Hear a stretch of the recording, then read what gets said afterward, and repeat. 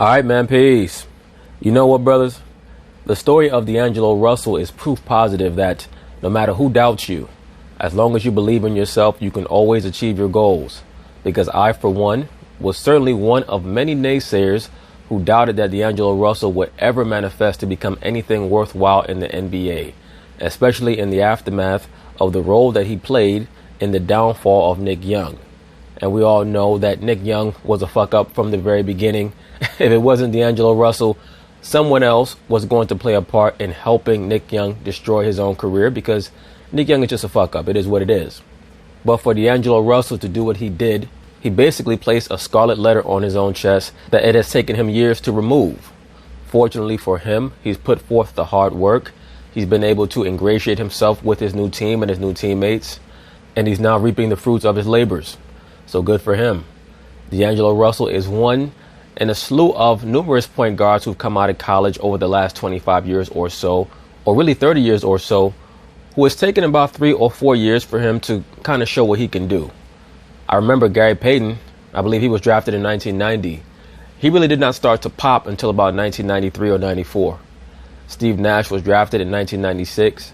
He really didn't start to pop until around 99, 2000.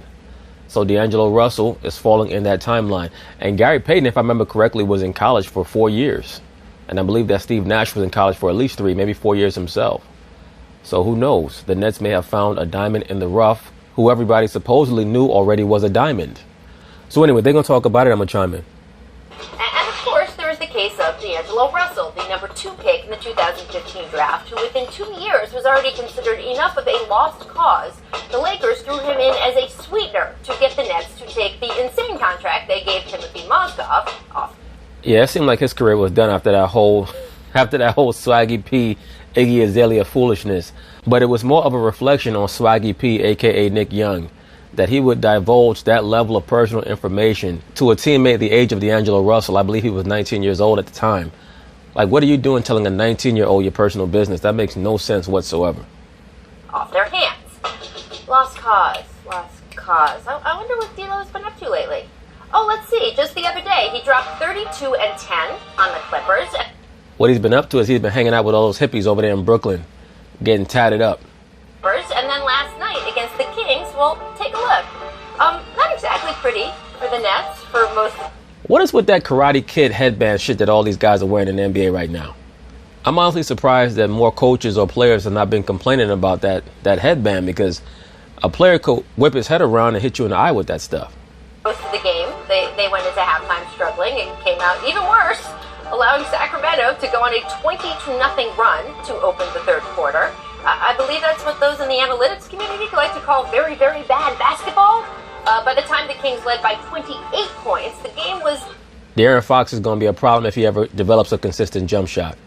...declared over, except for the minor fact that the whole loud buzzer thingy had yet to sound, and that the Nets, led by Russell, weren't done yet. 3-pointers. Yep, had those. Lethal. Drive to the basket. Check. Had the... Great move. Had those 2. This sequence particularly beautiful. Look at that, guys. Woo! So pretty. Russell would end up scoring 27 of his career-high 44 points in the fourth quarter. In fact, Russell outscored the entire Kings team in the fourth quarter, 27-18. That's amazing. One man scored 27 points in a quarter. That has to be top 10 all-time highest scoring quarters in NBA history. And the Nets wound up winning the game on this Rondé Hollis-Jefferson basket, completing one of the most improbable victories in the NBA history. In the shot clock era, there have been 3,032 games where a team has trailed by at least 25 entering the fourth quarter. The Nets are only the fourth of those teams to... Wow, that's incredible. ...teams to ever come back and win the game. On the court afterward, we got to see Russell celebrating, screaming, "I was built for this!" And certainly these days it looks like maybe he was. Yeah, look, he still has some flaws as a player, but so do most of the guys in the NBA. So do most people in general. Everyone has flaws.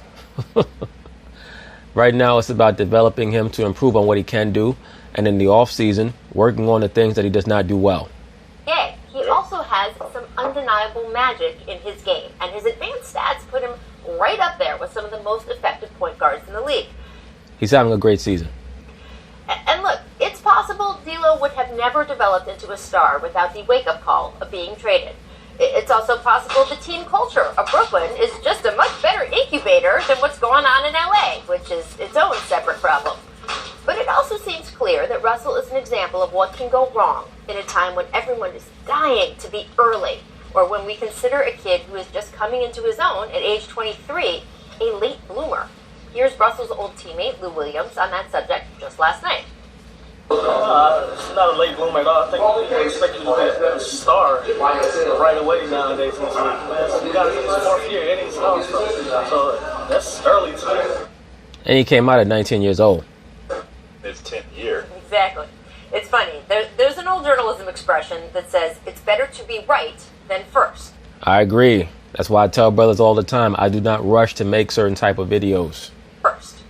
I know that's not a very popular sentiment these days, but that just might be worth a comeback of its own. Well, we're living in the hot take era, Rachel Nichols. So, Tracy, you're sitting there going late bloomer, but that was a question to Lou Williams. Hey, was this the Lakers' fault? Tracy McGrady could kind of sort of be considered a late bloomer. He came into the NBA straight out of high school in 1997, and he really did not start to pop until maybe his third year. Fault? Or is D'Angelo Russell just a late bloomer, and he's 23 years old? Well, what do you think the reasons are for his career year here?